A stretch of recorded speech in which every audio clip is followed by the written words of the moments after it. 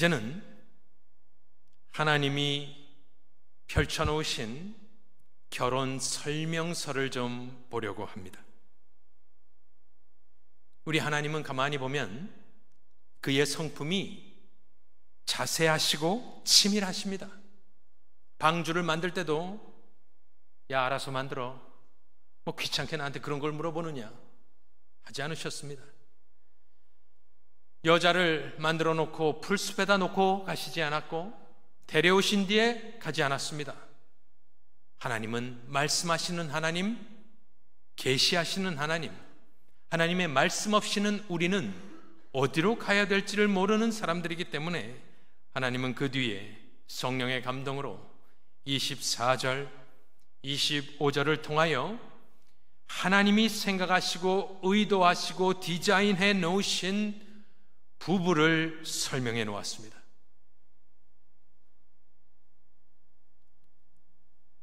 한번 보도록 하겠습니다.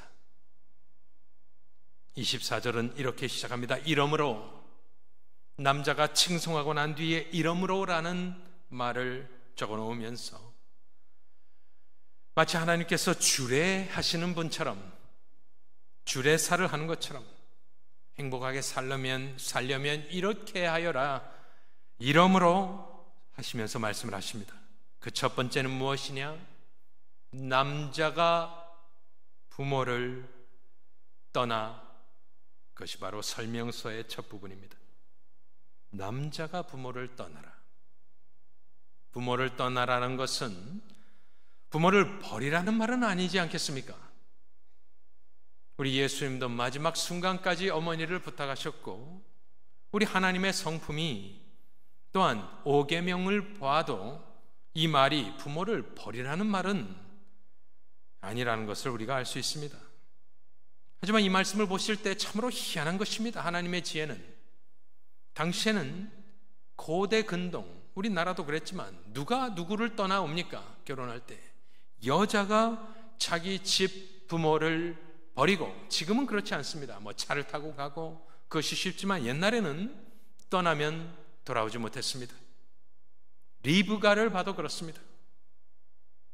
그렇다면 이것이 사회 통념상 누군가 만들어낸 것이라면 여자가 부모를 떠나 이렇게 쓰는 것이 맞죠. 하지만 하나님은 그렇게 말씀하지 않았습니다. 남자가 부모를 떠나라는 것. 그때 당시는 가부장적인 남자 중심적인 사회가 맞습니다. 그럼에도 불구하고 하나님은 남자가 부모를 떠나라 명령하시며 무슨 말씀을 하시는 것입니까? 너희가, 남자가 남편이 되고 가장이 될 때 너희의 아내도 모든 것을 버리고 떠나 너에게 왔으므로 남자 또한 정신적으로라도 본토 친척 아비 집을 떠나 나의 옛 모습, 내가 옛날에 좋아하던 것들, 익숙한 것, 관심사, 의존하는 모든 것을 너도 버리고 떠나 중간에서 만나라. 결혼은 둘이 새롭게 시작하는 독립된 시작이라는 것을 말하기 위하여 하나님은 결혼을 만들어 놓으시고 가장 첫 번째로 하신 말씀이 남자가 부모를 떠나라입니다. 우리 집안 여종을 맞아들이는 것이 아닙니다. 우리 집안을 섬기는 누구를 도우미를 받는 것이 아닙니다. 그러니 아내는 당연히 떠나오는 것이니 너도 남자도 부모를 떠나가 중간에서 만나서 새롭게 독립적으로 시작하라 인 것입니다. 원문을 보니까 부모를 떠나 이렇게 되어 있지 않습니다. 남자가 그의 아버지와 그의 어머니를 떠나 되어 있습니다. 정확하게 나와 있습니다. 바꾸어 말하면 부모는 놔줘야 하는 것입니다. 사사건건 개입하고 간섭하지 말라 하나님이 말씀하고 있는 것으로 이제는 너의 귀여운 아들이 아니라 독립된 하나님이 새롭게 출범시키는 한 집안의 가장이요, 며느리의 남편이요, 그녀의 머리요, 자녀들의 아버지가 되는 것으로 내 아들을 빼앗겼다, 며느리를 구박하지 말라는 것입니다. 이것이 바로 하나님께서 가장 먼저 하신 말씀으로 남자가 그의 아버지와 그의 어머니를 떠나가라는 말씀입니다. 아무도 동의하지 않지만 그런 것입니다. 그 다음엔 무엇입니까? 떠나가고 나서 남자가 해야 될 일이 있습니다. 주어는 지금 남자입니다.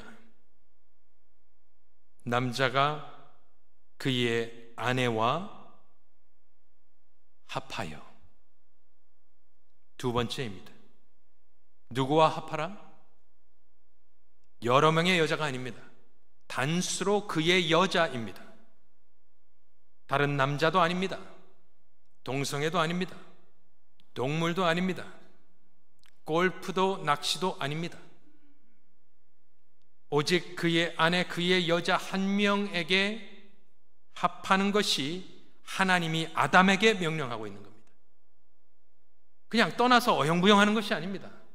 목적지가 있는 것입니다. 그의 아내라는 것입니다. 마치 그리스도가 교회를 먼저 찾아간 것과 같이 아내를 기뻐하며 그녀에게 다가가 그녀와 합하는 것이 하나님이 디자인하신 결혼의 모습인 것입니다. 그리하여 결혼해놓고 아내에게 다가가지 않는 것은 죄입니다. 처음에는 잘하다가 중간에 질려 돌아서는 것도 죄입니다. 또한 아내는 그렇게 다가오는 남편을 거부하고 미워하고 구박하고 비웃고 경멸하면 그것 또한 성경에 반하는 잘못된 것입니다. 합하라는 단어를 찾아보니 이렇게 되어 있습니다. 딱 달라붙다, 충성을 다하다, 따르다, 매달리다, 쫓다, 묶다. 또 한 가지 재미있는 사전적 해설은 이런 것이 있었습니다. 마치 병이, 디지즈가 사람에게 붙는 것처럼, 요즘식으로 이야기하면 껌딱지처럼. 다들 들으시면서 너무나 싫다 생각하시겠습니다. 끔찍하다. 그런데 지금 우리는 하나님이 고안해 놓으신 설명서를 보고 있는 겁니다. 우리가 어떠한 상황에 있든지 간에 이 말씀에 우리를 맞추어 갈 때에, 즉 남자는 여자를 향하여 다가가고 여자는 다가오는 남편을 거부하지 아니하며 둘이 껌딱지처럼 서로 딱 붙어서 붙어 있는 것이 하나님이 보시는 결혼입니다.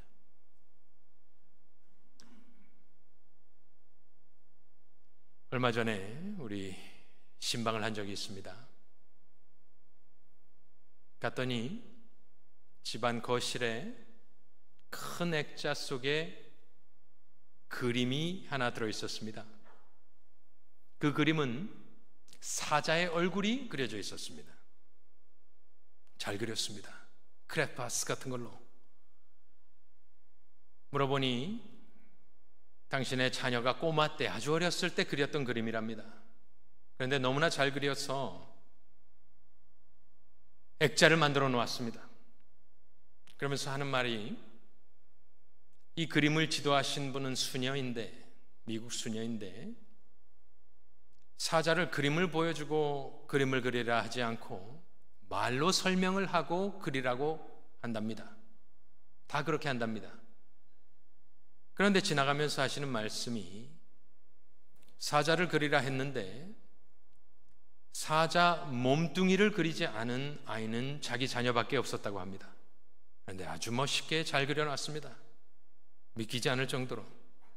제가 지금 여러분들에게 백지를 나눠주고 부부를 한번 그려보라 하면 여러분들은 무엇을 그리겠습니까?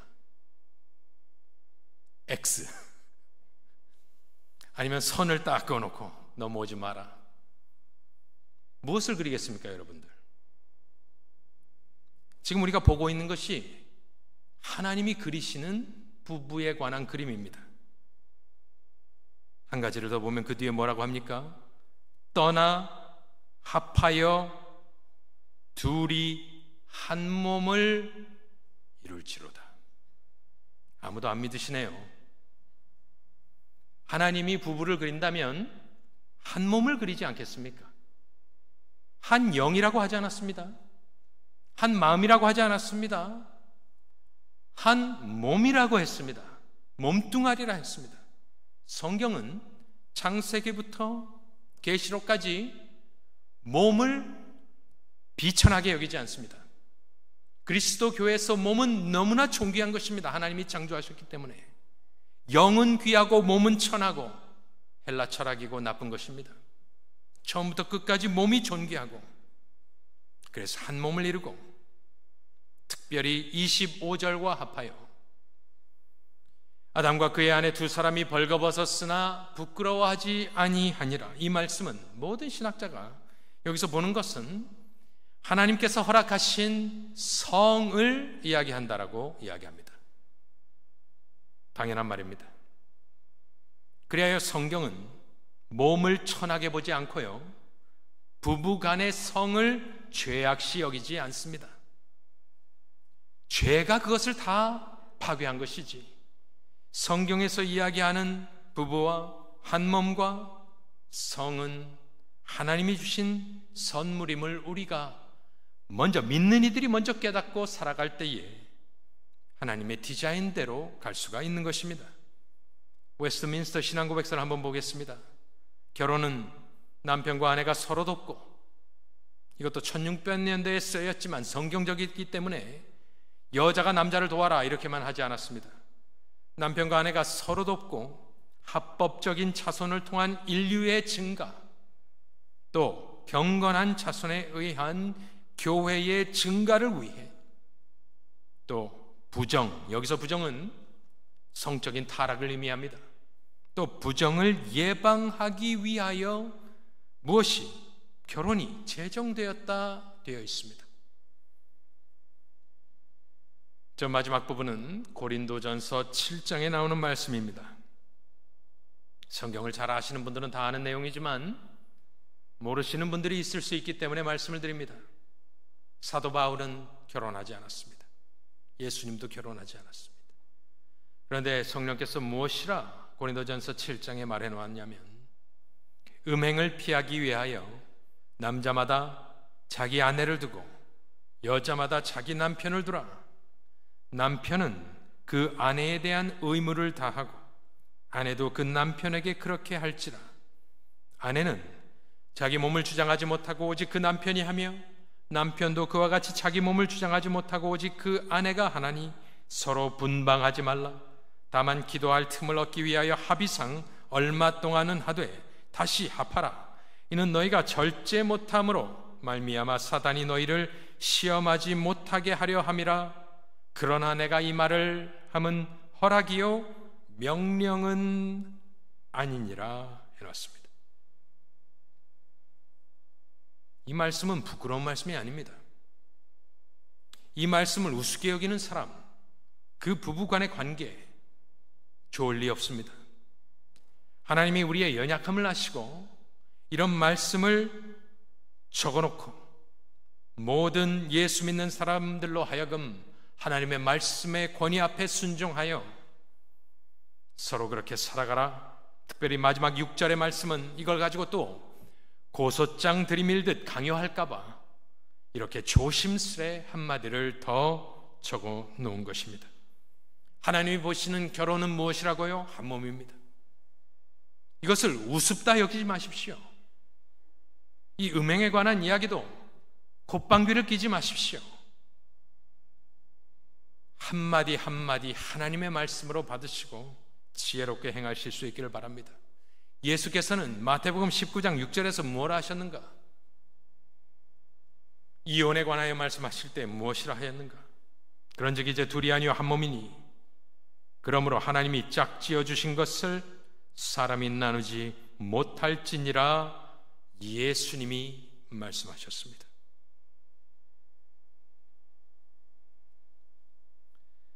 이 부부의 관계처럼 어려운 것이 있겠습니까? 쉽지 않습니다. 남편과 아내가 노력해야 합니다. 결혼 때까지는 계획을 하고 준비를 하지만 결혼한 뒤에는 어떻게 할 것이냐, 그것을 생각하는 사람은 거의 없습니다. 결혼까지가 목표이지 그 뒤에는 별 생각이 없습니다. 계획이 없습니다. 왜냐하면 다 결혼 전에 그 모습을 유지할 것이라고 생각하기 때문입니다. 하지만 가꾸지 않는 정화는 망가지는 것 아니겠습니까?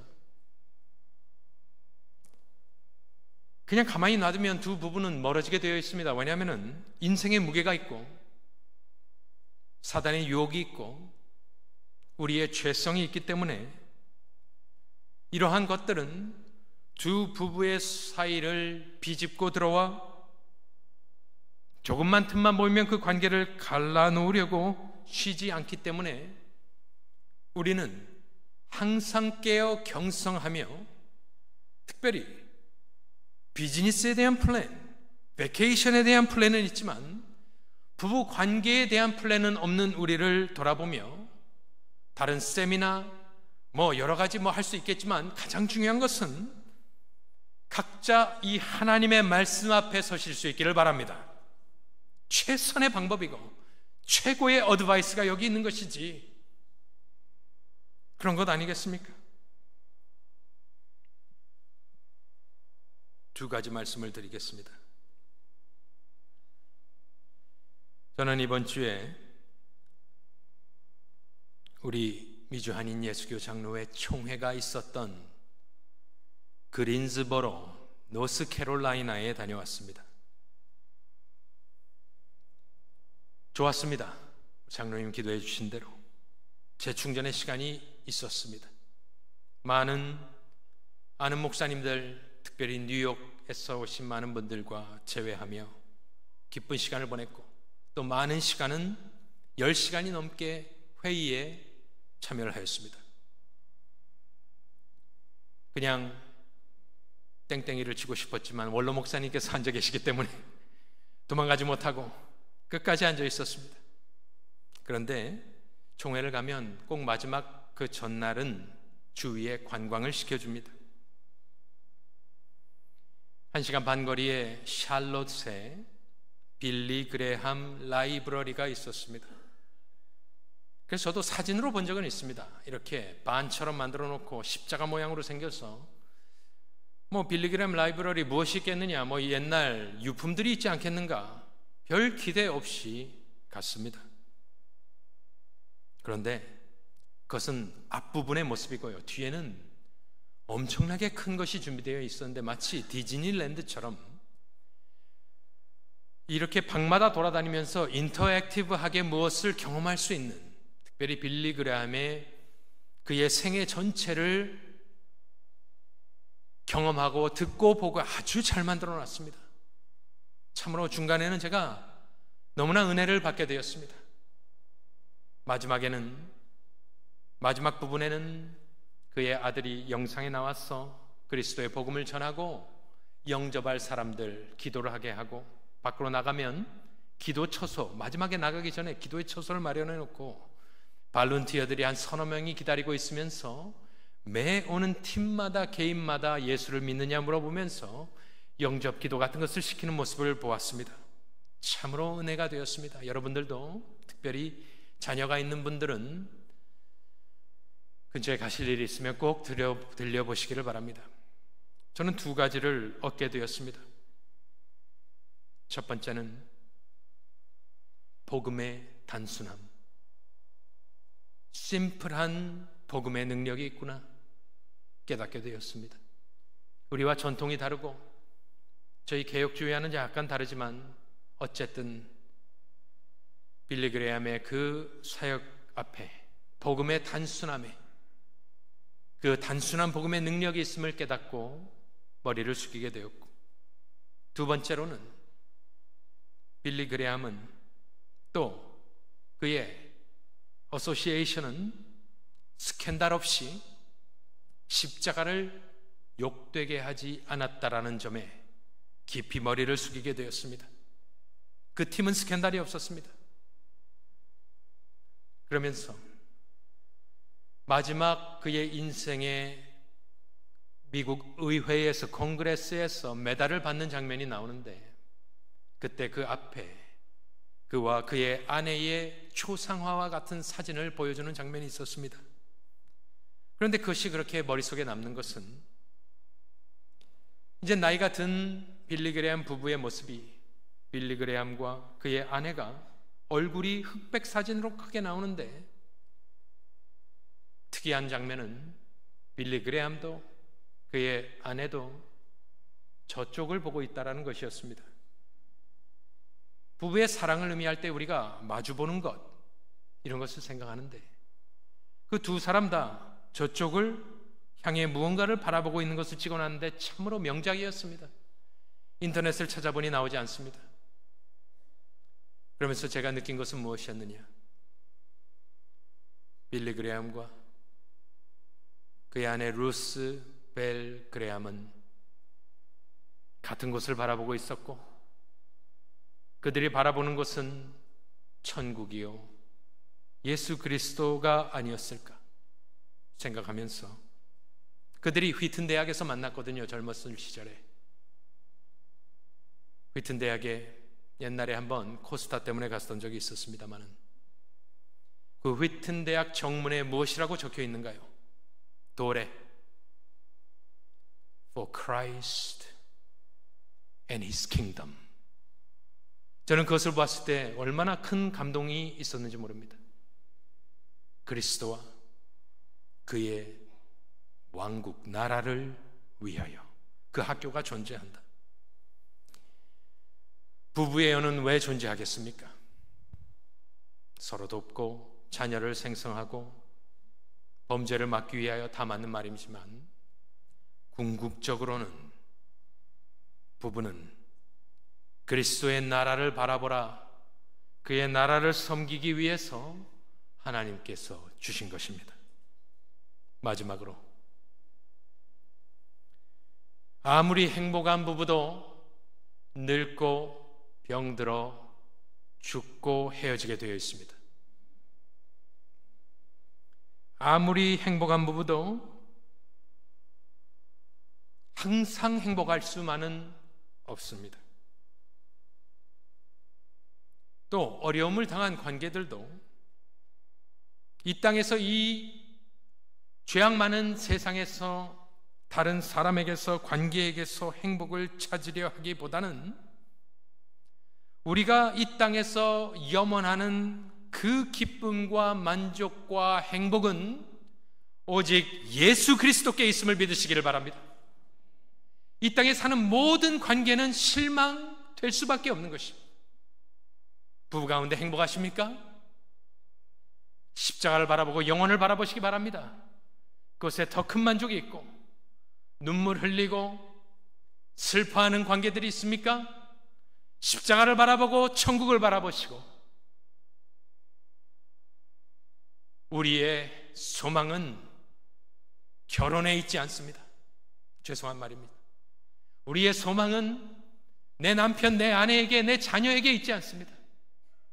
저와 여러분의 소망은 죽고 부활하시고 나를 위하여 그것을 감당하신 예수 그리스도께만 있음을 믿으시고, 그것에 시선을 고정하시고, 우리를 기다리시는 참 신랑 되신 예수 그리스도를 만날 날을 사모하며 거룩하게 한 걸음 한 걸음 믿음으로 정진하시는 복된 그리스도의 거룩한 신부들이 다 되시기를 우리 구주 예수 그리스도의 이름으로 축원합니다.